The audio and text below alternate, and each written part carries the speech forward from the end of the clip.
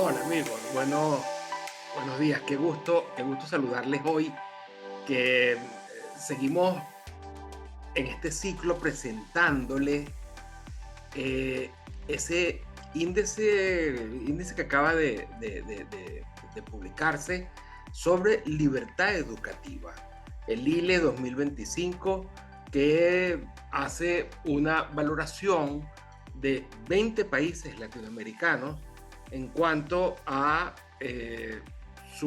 la libertad tanto de la familia como de los profesores en la educación de niños, jóvenes. Como parte de este ciclo hemos ido conversando con todos los profesores, profesionales, expertos de diferentes países, eh, con ese equipo interdisciplinar que construyó el índice. Y en esta ocasión está conmigo un buen amigo, el del Flores Durán. Él es profesor en la Universidad Francisco Marroquín, es abogado y notario, también ha hecho maestrías en finanzas, pero en especial tiene estudios especializados en psicopedagogía, y ha trabajado enseñando a jóvenes, a muchachos de la escuela, de bachillerato, eh, y en organizaciones alternativas, de educación alternativa.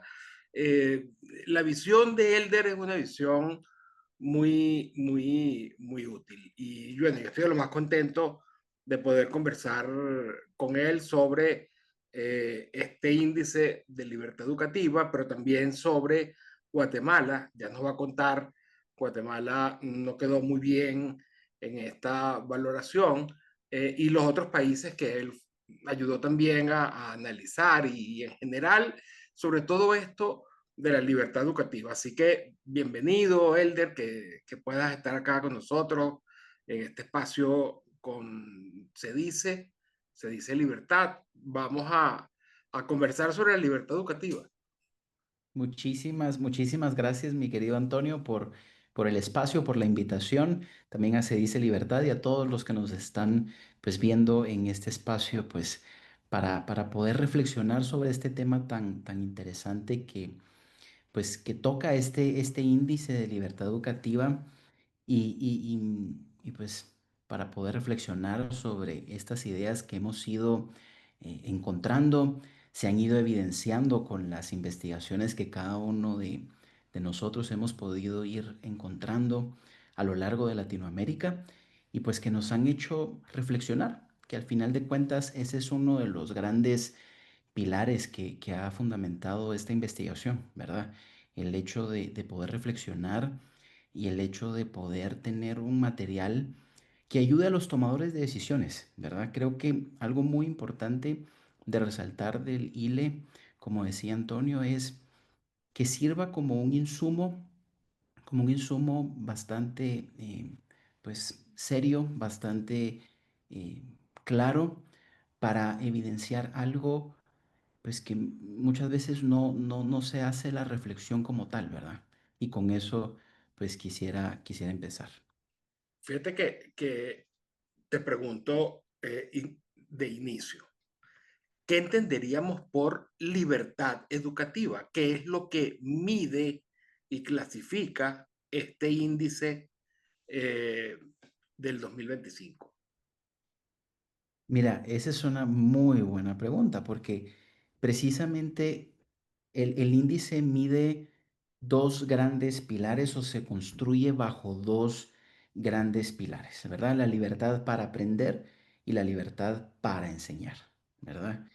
En la libertad para aprender, mide hasta qué punto las familias pueden escoger la escuela o el método educativo que ellos prefieran. Y la libertad para enseñar mide si los educadores y emprendedores pueden abrir escuelas, contratar docentes, elegir contenidos con autonomía. Y pues en el índice cada una de estas dimensiones pesa 50%. Al final, cada país como lo han visto a lo largo de esta serie tan interesante que mi querido Antonio tuvo la iniciativa brillante de hacer y al cual le agradezco que haya tenido esta forma tan brillante para poderle dar más luz al índice, pues los índices se han ido colocando de acuerdo a esta puntuación. Vale la pena recalcar que este es un esfuerzo de investigación que hemos ido perfeccionando y que hemos ido adaptando cada uno de nosotros con Antonio y el resto de investigadores. Hemos ido evolucionando esta manera de aproximarnos a todo esto. Y si ustedes se dan cuenta en una gráfica que vamos a presentar en un momento, pues uno, ¿verdad? Significa libertad plena y pues todos los países van en 0 y ahí nos vamos a ir viendo en la gráfica como tal, ¿verdad? Pero al final de cuentas, esa libertad educativa, ¿verdad? Tenemos que verla desde una perspectiva muy importante, ¿verdad? Y quiero que podamos reflexionar sobre algo, y me incluyo. Yo soy padre de familia, tengo dos pequeños, una de 5 y uno de 1. Y yo quisiera preguntarme, para no ponerlos a ustedes en una controversia, y yo me lo cuestiono primero que nadie. Primero, nosotros conocemos mejor a nuestros hijos que nadie, esperaría yo, ¿verdad? Nosotros sabemos qué los motiva, qué los frustra, cómo aprende mejor y qué necesitan nuestros hijos para apoyar y catapultar precisamente ese aprendizaje. Por eso es que un índice como este es tan necesario, porque la libertad educativa no es un lujo, sino es un derecho que cada persona tiene. Sin embargo, en América Latina, ese derecho no siempre se respeta de la misma manera. Y el índice de libertad educativa nace precisamente para medir ese rango entre los países de nuestra región que permiten a las familias y a los educadores ejercer esa libertad.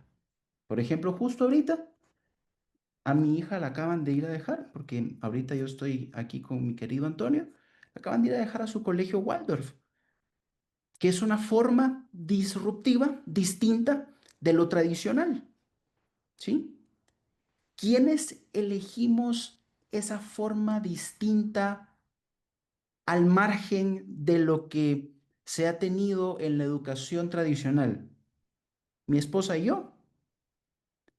¿Qué nos hizo elegirla?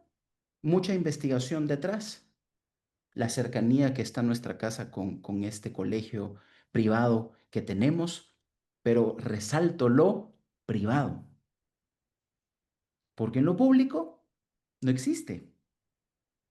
Y en muchos países, y yo soy de Guatemala, en muchos países de América Latina, precisamente la libre elección está, como todo, en lo privado. Y ahí es donde nosotros tenemos que ponernos a pensar, a ver, si nosotros somos los contribuyentes de un sistema que al final de cuentas nos lo hacen monopólico en cuanto a los métodos de enseñanza, y en el caso de Guatemala, no puedo dejar de hablar de mi país. En el caso de Guatemala, en donde lo controla lamentablemente un sindicato, en donde el líder de ese sindicato creo que nunca ha dado una clase, en donde no tiene conocimientos pedagógicos para poder saber cómo la educación ha ido evolucionando. Y eso es algo muy lamentable, que nosotros tenemos que saber y que apalancarnos sobre todo esto. En todas las otras industrias, si ustedes se percatan, siempre hay como una retroalimentación y un avance muy sistemático. En la educación, como que si fuéramos años atrás. Lo que ahorita son las competencias, los indicadores de logro Y todo eso que nos parece muy innovador, eso fue hace muchos años, 50, 70, 80 años. Y hasta ahorita nosotros lo vemos como la panacea de la educación. Pero es que eso es una demostración que en la educación los cambios van muy lento. Y precisamente en esta libertad para aprender, que en el caso de Guatemala, pues estamos muy mal, medimos tres aspectos muy importantes. La elección escolar, la transparencia y el financiamiento. La elección escolar, si las familias pueden elegir la escuela pública de sus hijos, si pueden educar en casa legalmente, si existen escuelas charter de educación delegada. La transparencia, si los países participan en evaluaciones internacionales que permiten comparar resultados educativos. Y el financiamiento, ¿quién decide cómo se usan esos recursos públicos para la educación? ¿Las familias o el Estado? ¿Verdad? Y en el caso de Guatemala, pues es exclusivamente el Estado. Entonces, libertad para aprender. Libertad para enseñar. Aquí analizamos otros tres factores claves. Apertura en las escuelas. ¿Qué tan fácil se las ponen a esos emprendedores que quieren abrir una escuela privada? ¿Cuánto tiempo llevan esos trámites? Si pueden tener fines de lucro, si hay control de precios. La gestión docente, ¿verdad? Si las escuelas pueden contratar y remunerar libremente a los maestros. Si la afiliación sindical es voluntaria y cuánto cuesta también desvincular a un docente. Y los métodos y los contenidos. Si el gobierno censura, si se regulan métodos pedagógicos y si controlan los libros de texto. Entonces, cuando nosotros vemos todo esto, vamos más allá y vamos a la raíz. Y aquí yo estoy seguro que todos vamos a estar en la misma página, todos los que creemos y defendemos la libertad. Porque cuando nosotros hablamos de educación, hablamos de formación de personas libres, responsables y críticos. Y cuando un país restringe, y hablo de un país, háblese de Ministerio de Educación, Secretaría de Educación, los que toman las decisiones en educación, restringen la libertad educativa, limita la diversidad y convierte la escuela en una herramienta de adoctrinamiento. En cambio, cuando nosotros tenemos espacios de apertura, de libertad, empoderamos a las familias, a los docentes, para buscar una mejor manera de enseñar y aprender. Y por eso este índice no solamente es un número, sino es un reflejo de qué tan comprometidos estamos con la libertad para cada uno de los países. Y este índice, como es creo que la meta de cada uno de los que estamos en él, y yo quisiera que cada uno de los que pudiera involucrarse en este gran movimiento que pues encabeza nuestro director Martín Krause y que nos hizo la dicha a todos los investigadores de invitarnos y a Templeton Charity Foundation que nos auspicia este gran esfuerzo, ¿verdad? Pues lo que se busca no es solamente medir, para inspirar cambios, ¿verdad? Sino realmente es que América Latina, con tanta pluralidad que tiene, esa forma de educar, de aprender, debiera verse reflejada en todas las formas que podamos ver. Y lamentablemente no se ve.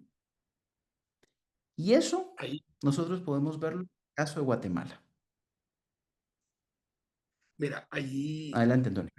hay hay varias cosas que has dicho que, bueno, dan para reflexionar y incluso para preocuparse. Eh, la primera, entiendo y creo que es bastante lógico, los dos pilares, estos dos ejes de los que tú hablabas para eh, construir el índice, para entender el índice. La libertad que tiene la familia para aprender y la libertad que tienen las personas, los emprendedores, los docentes, los maestros, para enseñar. Son, al fin de cuentas, caras de la misma moneda.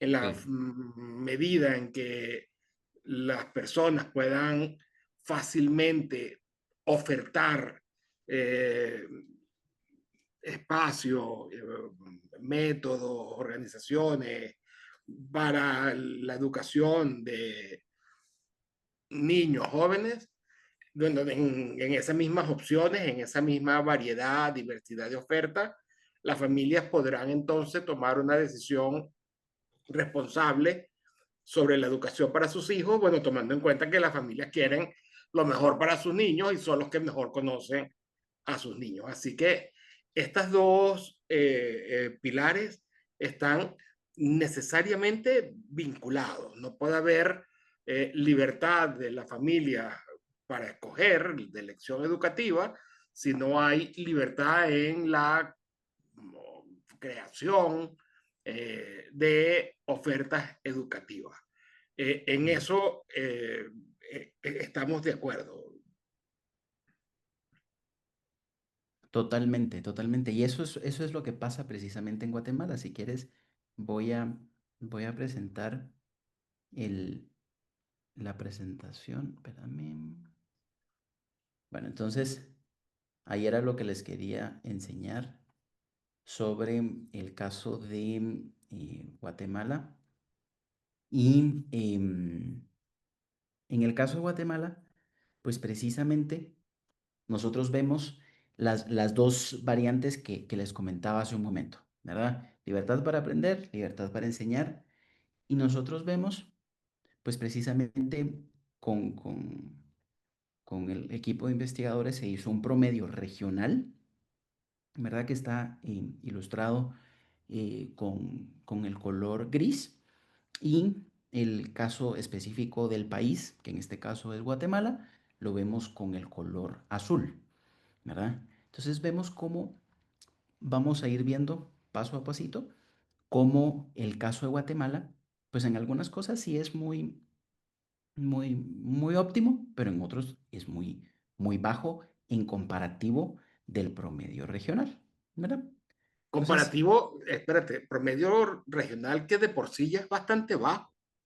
claro, claro, por supuesto, y eso, ese es un buen punto también, Antonio, porque es muy bajo aquí como vemos en Libertad para Aprender, que lo vamos a ir viendo más adelante, y también en abrir una escuela.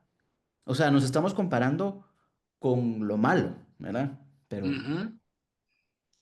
Y con todo y si eso, quieren, Guatemala está por debajo del promedio en prácticamente todo, salvo en transparencia, que al final, bueno, sirve de poco, porque si no tienes oferta educativa, ni tienes forma de financiamiento, ayudas de financiamiento, y si los contenidos están determinados por el gobierno, la transparencia, que es en lo que resalta Guatemala, no, bueno,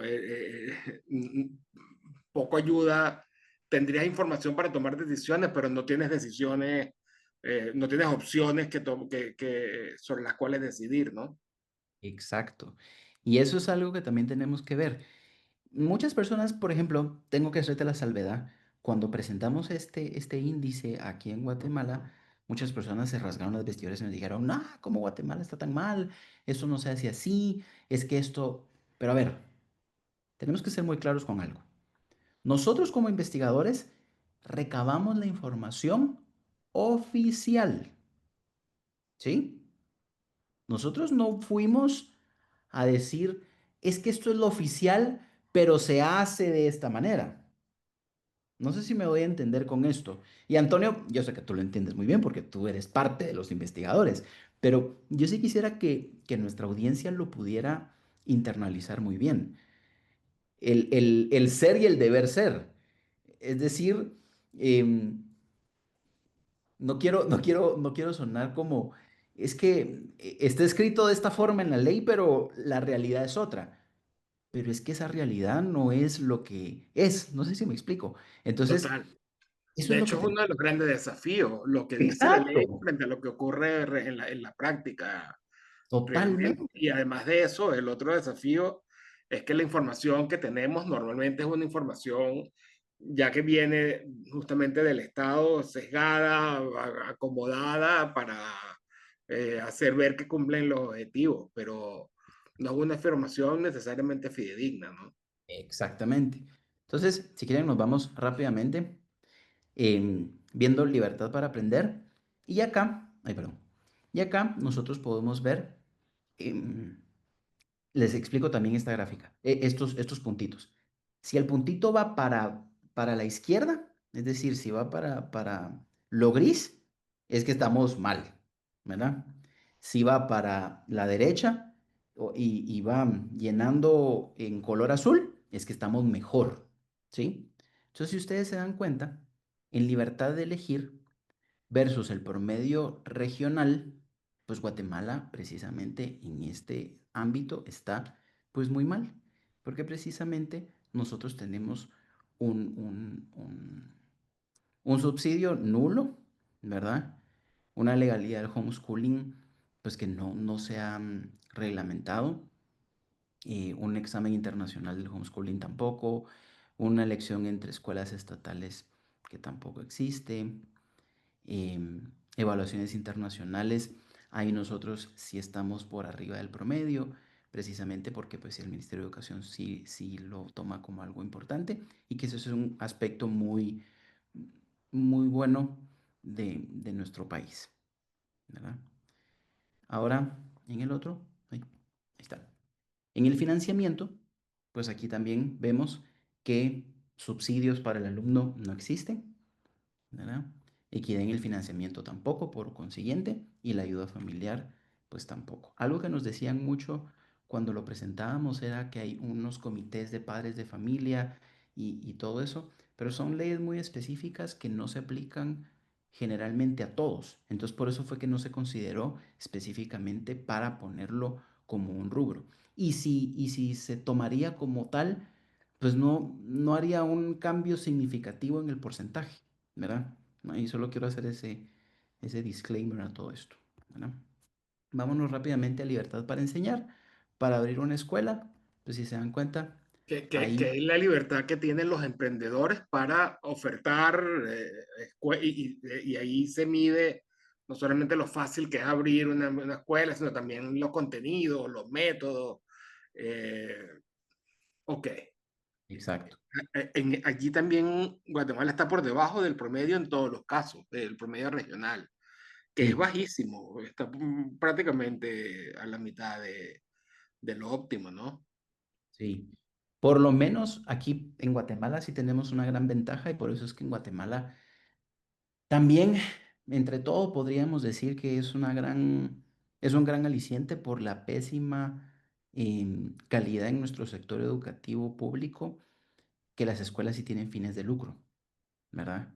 Aquí sí las escuelas, los colegios, ¿verdad? Son un negocio. Entonces, con base en que sean un negocio, pues obviamente compiten.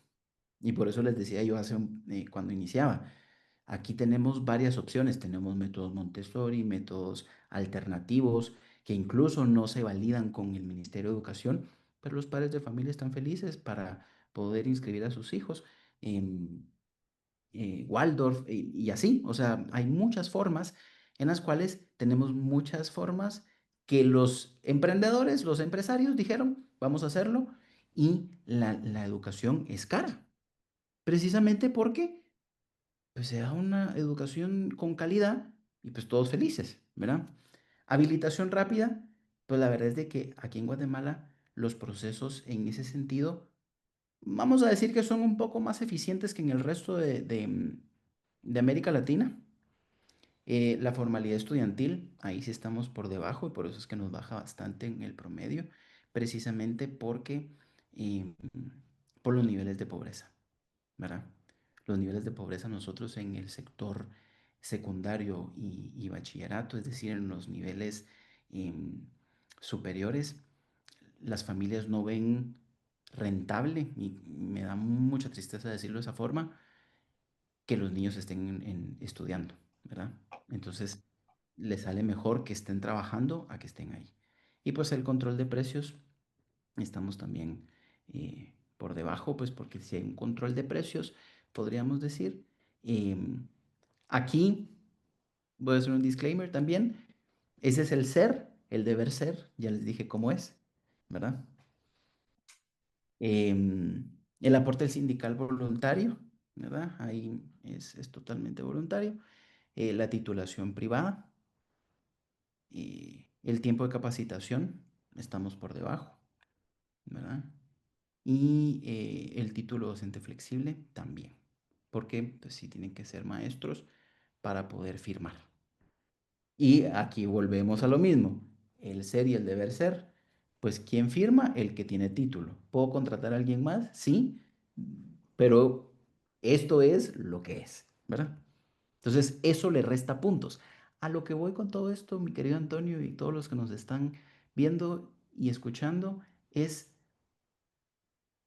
lo que le resta puntos a Guatemala, y ya vamos a llegar a esto, es su regulación y su forma de cómo tienen concebida la educación de una forma tan cuadriculada que nos hace a nosotros tener estas formas tan rígidas que en otras partes de América Latina hemos visto que han avanzado y en otras partes del mundo también, ¿verdad? Admisión con examen, libertad de lengua. Aquí en Guatemala no tenemos, tenemos una libertad de lengua bastante grande. Aquí no tenemos censura. Libertad en métodos, pues sí, no tenemos. Libertad en contenidos y material sin aprobación previa. Pues por consiguiente tenemos un currículum nacional base, ¿verdad? Que todos nos tenemos que apegar a él. Y es un currículum donde está además muy regulado todos los temas durante todos los años. O Sí. sea, no es un currículum base de mínimos, sino, vamos a decir, de máximos. Sí. Y aquí, Antonio, podríamos también decir, esto es el ser, ¿verdad? El deber ser que hacen todas las instituciones privadas es que lo cubren de la forma que sea y ofrecen algo más, ¿verdad? Claro. Y es como el agregado. Pero lo disfrazan. Pero en las escuelas públicas no. No. Qué porcentaje de alumnos en Guatemala de la matrícula total de alumnos asiste a las escuelas públicas? Uy, ese dato te lo debo, pero es bastante, es bastante alto en relación a los que están en relación, ¿cómo voy a entender esto? El porcentaje de los que pueden pagar y los que no pueden pagar, Ujú, ¿verdad? Entonces, muchas personas que sí pueden pagar, lo primero que hacen es ir a un colegio privado, claro, porque no, o sea, claro. la escuela pública no es una alternativa, precisamente por los malos índices de asistencia de los maestros. Yo no sé si ustedes escucharon y los invito a investigar sobre esto. Nosotros tuvimos un paro de maestros este año y eso es muy constante. Tuvimos un paro de maestros este año como de 100, como de 70 días. O sea, ya Imagínate, 3 meses, sí. Mira, es muy hay algo que el, y esa, bueno, posibilidad de pagar es de las personas, las familias que efectivamente, bueno, tienen los recursos para hacerlo, porque ya vimos que no hay subvenciones ni ayudas estatales al financiamiento, nada como voucher, cheques escolares, cuentas de estudio que pueda eh, asumir el Estado es el financiamiento que la familia desee de educación para sus hijos. correcto, correcto. Y ese es el Con lo problema. que hay un grupo mayoritario que queda obligado a el sistema centralizado, férreo de las escuelas públicas. Exacto, y ese es el problema, ¿verdad? Ese sistema centralizado, ese sistema que no te da la opción para poder venir y disponer de algo más, ¿verdad? Que es todo lo que hemos estado analizando, ¿verdad? De poder hacer y poder tú como padre, porque yo creo, Antonio, yo no sé si tú tienes el mismo sentimiento que yo, pero ahora nos involucramos más en qué está pasando con nuestros hijos, qué están pensando. Antes era como, bueno, van al colegio a aprender, ¿qué? No sé, pero van a aprender. Y cómo lo aprenden, a saber, pero lo tienen que aprender. Ahora la educación ha tornado y se ha hecho a diferentes formas de aprendizaje precisamente por todas las investigaciones que se han realizado. No todos aprendemos de la misma manera, no todos eh, lo hacemos en el mismo tiempo, no todos desarrollamos las mismas habilidades y antes no era concebible eso. Entonces, con todas estas investigaciones nuevas, con todas estas formas que hemos visto y la educación sigue siendo igual, no puede ser, ¿verdad? Fíjate que allí hay dos cosas. Primero, que cuál es el objetivo de la educación, ¿no? Si es crear un grupo de personas uniformes que piensen igual, que sean, bueno, dóciles, respetuosos de la autoridad, que es el origen de los sistemas educativos estatales masificados, o si más bien el enfoque va a ser el florecimiento, el desarrollo de cada niño, de cada persona, tomando en cuenta, bueno, lo diferente, las capacidades de cada uno y la capacidad, bueno, y de complementarnos. Eso por un lado, pero también por el otro lado está que bueno, tú lo asomabas. Si nos vamos a los sistemas públicos que han sido los que tienen el control de la educación, eh, eso es a raíz de la comprensión de la educación como una especie de derecho fundamental, social, que es el Estado el responsable y el protagonista, robándole ese papel a la familia, ¿no? Sí. Allí esa frase de que la educación de los niños es muy importante para dejársela a los políticos, los latinoamericanos, como que no la hemos tomado en cuenta. Totalmente, totalmente. Y ahorita justo estaba confirmando, fueron 79 días de huelga, Imagínate. lo que, lo que te decía, 79 días de huelga. ¿Y quién les da esa educación que se perdió? Nada, los padres son los que tienen que tener el control de la educación y en la medida de que se le permita a los padres tener alternativas, tener opciones, en que haya libertad educativa, es que entonces, bueno, podrá los padres responsables, bueno, hacer eso por sus hijos, convencidos de que esa es la mejor manera de superarse y de realizarse como persona, ¿no? Así que hay una transformación. Yo creo que la transformación viene de allí, que ya se cuestiona que el Estado sea el que decida cómo deben educarse nuestros hijos eh, y que las familias están asumiendo esa responsabilidad porque les interesa y porque les duele Correcto. además lo que están viendo en el sistema educativo público. La cosa es que, bueno, ahí se ve en esta última gráfica, Guatemala está de antepenúltimo, ¿no? Cuba de último, donde evidentemente no hay libertad, Venezuela al lado de Cuba, y luego Guatemala, sorpresivamente, ¿ah? Exacto. Y eso es lo que duele mucho y como te digo, cuando presentamos el índice aquí en Guatemala, muchas personas sí fue como, no, pero ¿por qué Guatemala está tan abajo? Y es precisamente por eso. Ya les he ido explicando conforme hemos ido avanzando en esta conversación, las razones por qué se ha ido pues poniendo y ha ido mermándose todo esta forma de analizar la educación en Guatemala. Y es lamentable para dónde vamos y que no se ve una forma de,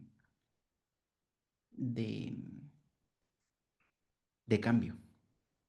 No, no Mira, hay una... hay ese cambio.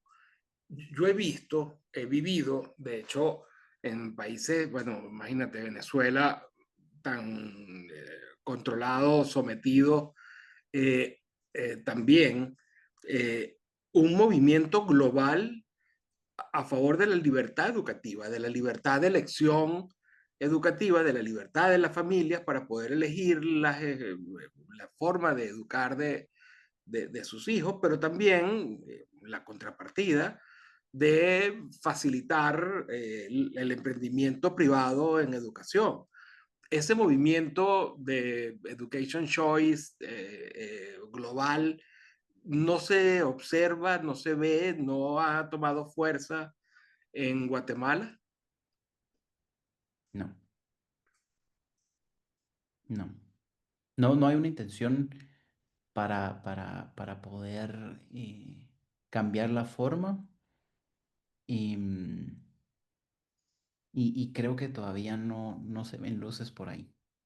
Y O sea que menos una política. proponer en Guatemala a alguien que venga y proponga un sistema educativo, una transformación al sistema educativo hacia uno con mayor libertad educativa, ¿tú crees que tendrá acogida, será bien visto? Hay organizaciones que están planteando activamente eso en Guatemala. ¿Cómo vislumbras tú ese futuro de la educación, dada, bueno, la situación verdaderamente insostenible de control estatal de la mente de los niños, de la cabecita de los niños guatemaltecos, ¿no?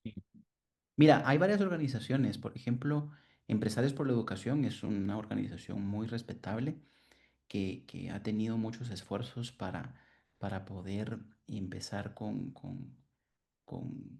con algunas formas de incidir en la política pública, de hacer todo esto.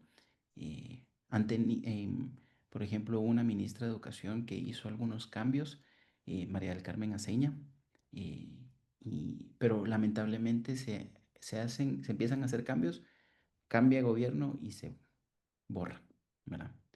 Entonces creo que no han perdurado precisamente porque no ha habido voluntad. Y normalmente esos cambios, te pregunto, están más enfocados en transformar el sistema estatal, el educativo estatal, para hacerlo más abierto o para que nazca alternativamente, paralelamente, desde afuera y de abajo hacia arriba, un sistema libre, porque dar la batalla dentro del sistema estatal por más libertad es dificilísimo. Tú me hablabas de los sindicatos, obviamente la burocracia, los gobiernos no quieren soltar el control de la educación de los niños, pero eh, esos movimientos hacia la libertad educativa eh, se están enfocando que en cambiar el modelo estatizado para hacerlo más abierto o en sustituirlo por algo distinto hasta ahora. No, en hacerlo más abierto, no en hacer algo distinto.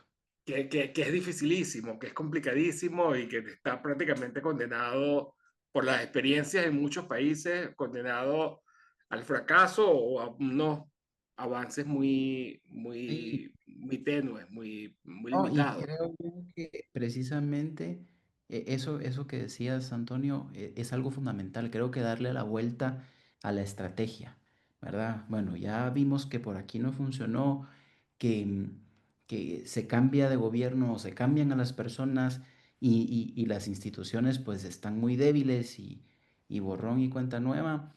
Creo que sí, la propuesta alterna debiese ser por otro lado, ¿verdad? Por la otra vía. ¿Por qué no apalancar desde afuera una vía distinta, ¿verdad? Y de esa manera poder vislumbrar algo mejor. Ay, solo ahorita no te oigo.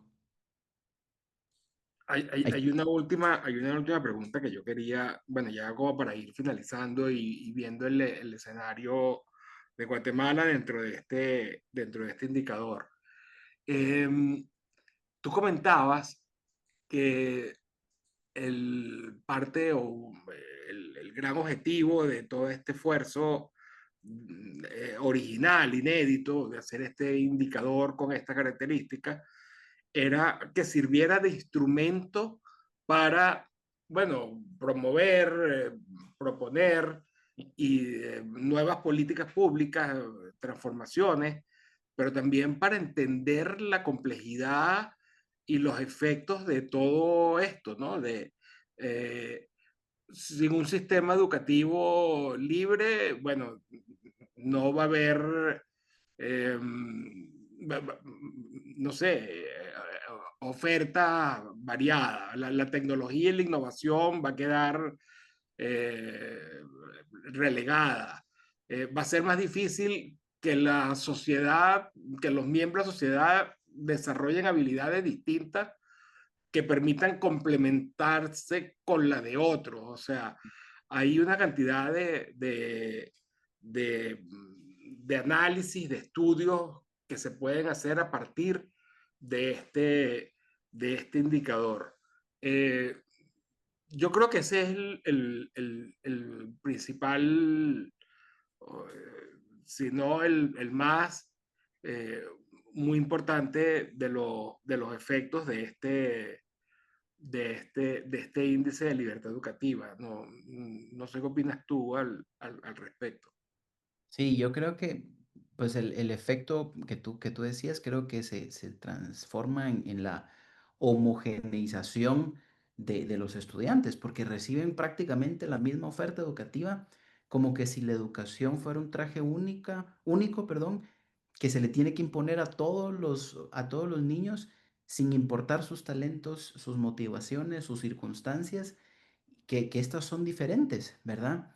Y este uniforme que se les va a colocar, lejos de ser esa virtud, se convierte en una trampa que limita el potencial de miles de jóvenes que al final de cuentas estamos en un mundo globalizado, estamos en un mundo tan competitivo, estamos en un mundo tan interconectado, que lo que tenemos que ver es cómo potenciarlos y cómo hacer que sus habilidades y sus formas divergentes de pensar puedan tener estas nuevas maneras de aprender, estas nuevas maneras de enseñar para poder precisamente hacer algo diferente y abrir estos espacios para, para, para poder hacer las cosas de manera distinta, ¿verdad?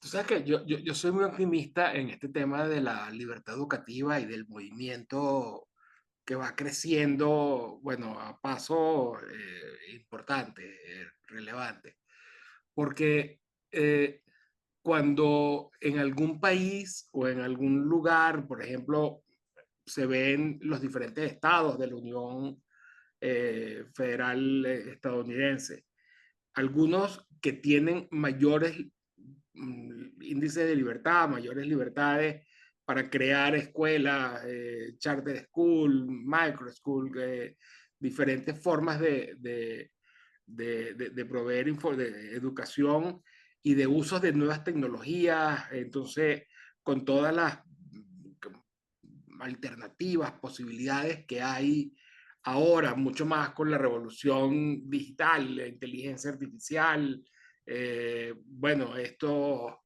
eh, manera de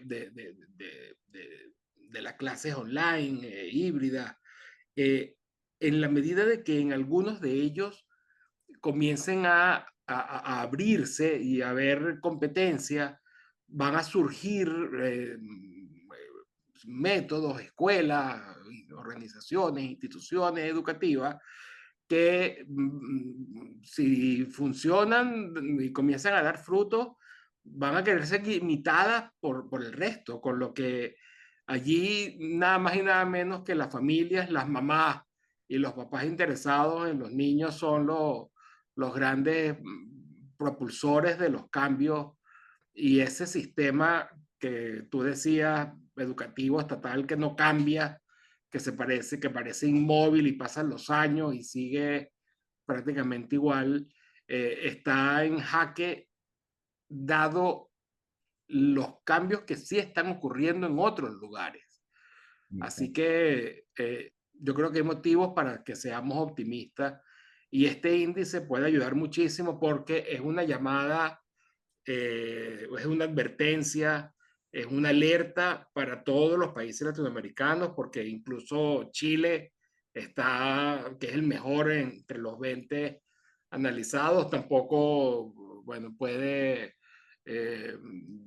decir que está cercano a lo óptimo, está prácticamente en 0,6 sobre 1, así que creo que aquí hay una llamada de atención importante y que debemos aprovechar este, este estudio y los que puedan salir de acá para, bueno, verificar que con mayor mercado, con mayor libertad y con mayor responsabilidad las cosas pueden funcionar mejor que confiando en un gobierno, en una burocracia y en unos planes centralizados que quién sabe cuáles son sus fines, sus objetivos últimos, eh, que seguro no son el florecimiento y el desarrollo de las capacidades de los niños, Claro. ni el Y pensamiento crítico, ni el...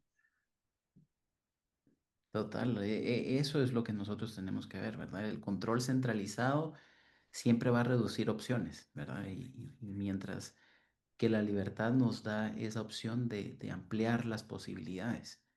Entonces, como país, por ejemplo, en el caso de Guatemala, pues ¿cuál es el gran desafío que tenemos? Es transformar ese sistema educativo en un espacio amplio, en un espacio abierto, en un espacio flexible, en donde pues cada familia pueda elegir y que cada educador pueda innovar.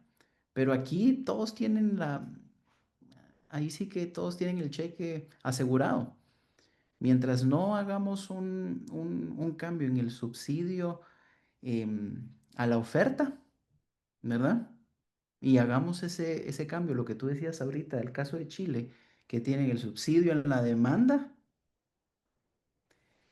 ahí podríamos empezar a ver alguna luz, ¿verdad? Porque ahí sí, Allí, ahí empezaríamos a ver, bueno, la escuelita, híjole, ahí va a empezar a ponerse las pilas, como decimos coloquialmente, exactamente. Mira, porque Milton Friedman decía, después ya 50 años después de haber escrito su trabajo tan reconocido sobre la manera de proveer la educación, él decía que tan pronto en un estado de la Federación Estadounidense se establezca un sistema de subvención para financiar al alumno y que sea el alumno, los estudiantes, las familias, los que puedan elegir en un ámbito de libertad de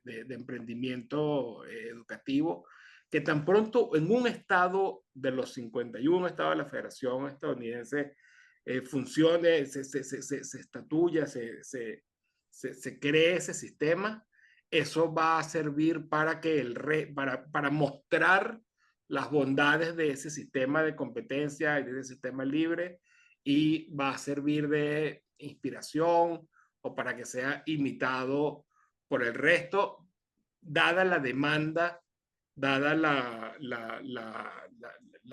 necesidad y el reclamo de las madres, de los padres, de la familia.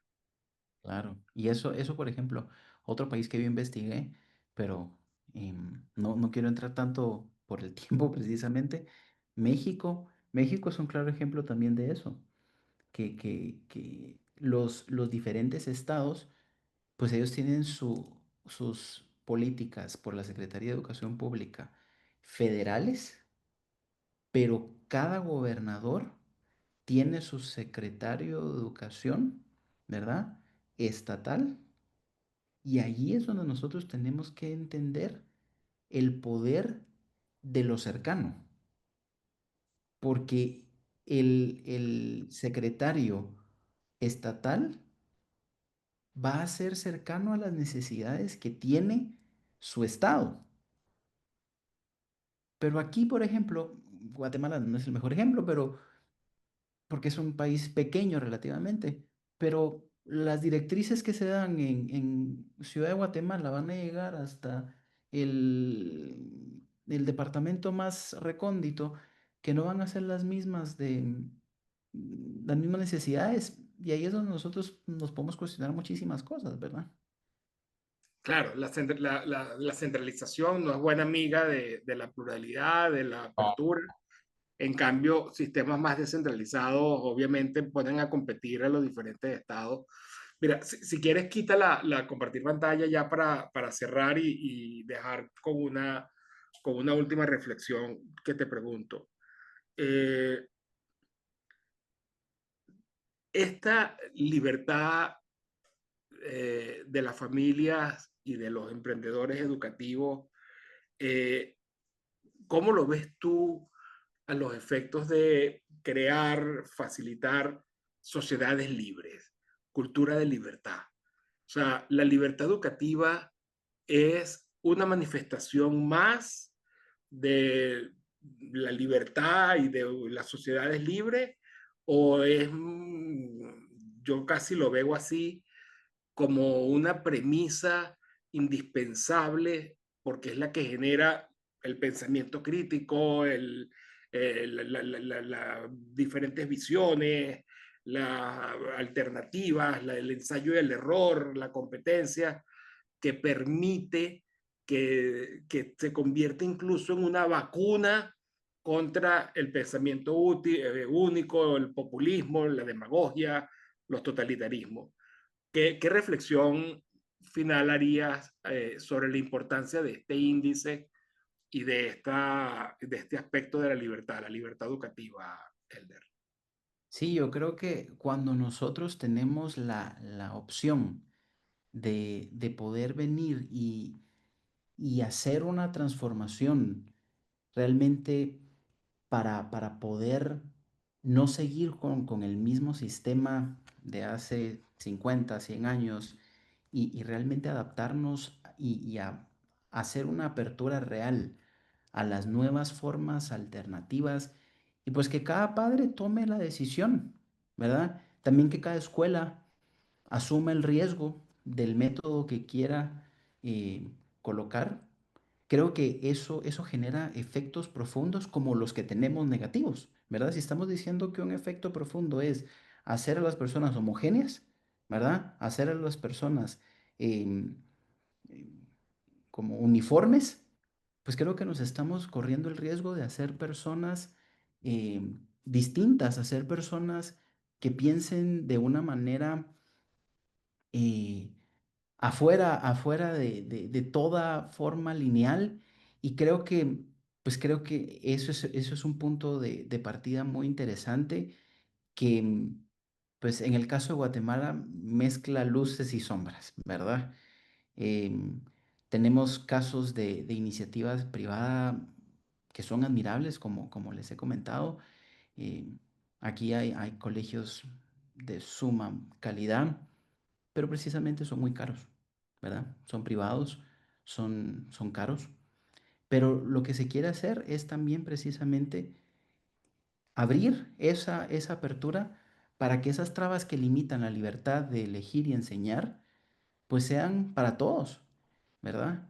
Y que esa calidad y eh, esos buenos establecimientos educativos que se tienen, porque es lo que nosotros también tenemos que ponernos a pensar que no es que no exista una buena forma de enseñar o que no es que no existan buenas alternativas de educación en Guatemala, sino es que no existen las plataformas para que todos puedan accesar a ellas.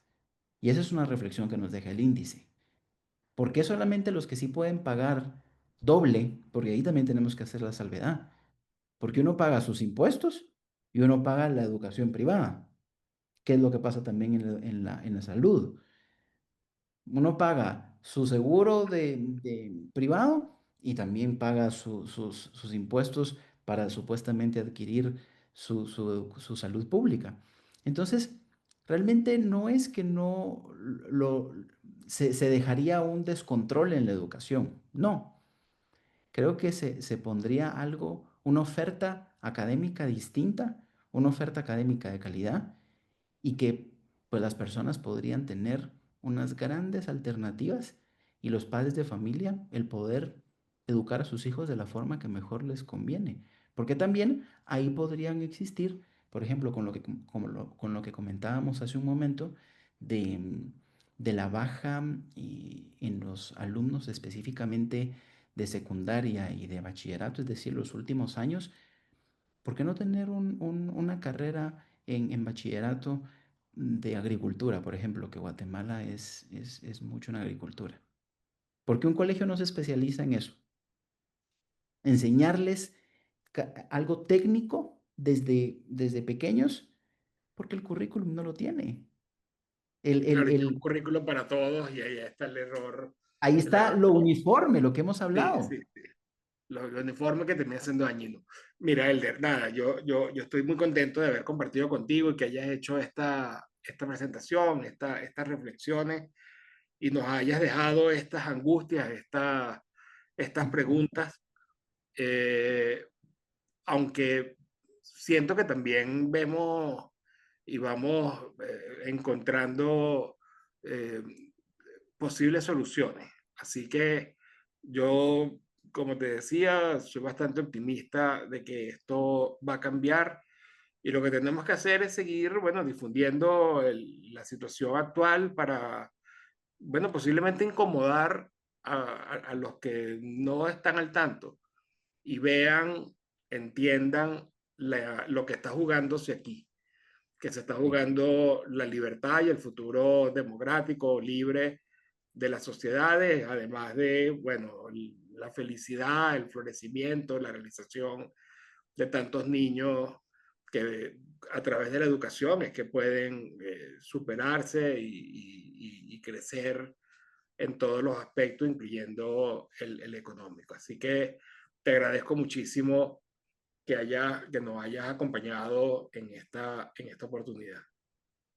A ti, Antonio, muchas gracias y a todos en Cedice y a todos los que nos escucharon.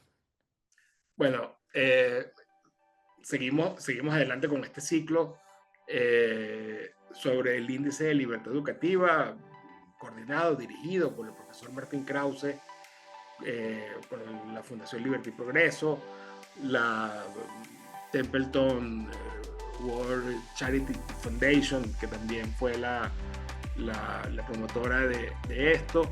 Y en este caso también, bueno, acá en Venezuela con Cedice y el bello árbol que ha venido, bueno, promocionando toda esta idea de la libertad educativa desde hace unos cuantos años. Así que ha sido un placer y nos vemos la próxima. Hasta luego, que estén bien.